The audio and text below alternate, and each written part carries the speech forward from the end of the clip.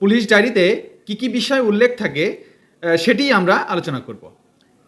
police ডায়েরিতে উল্লেখ থাকে প্রথমত থানায় অপরাধের সংবাদটি কখন পৌঁছিয়েছে, কোন সময় তিনি তদন্ত শুরু এবং শেষ করেছেন, তিনি কোন কোন স্থান পরিদর্শন করেছেন, তদন্তকালে যে পরিস্থিতি তিনি দেখতে পেয়েছেন তার একটি বিবরণ, কোথায় তল্লাশি করেছেন এবং কোন আলামত বা কাউকে গ্রেপ্তার করা হয়েছে কিনা সেই বিবরণ, কি কি তথ্য সংগ্রহ করেছেন সেই বিবরণ, 161 ধারার সাক্ষীদের দেওয়া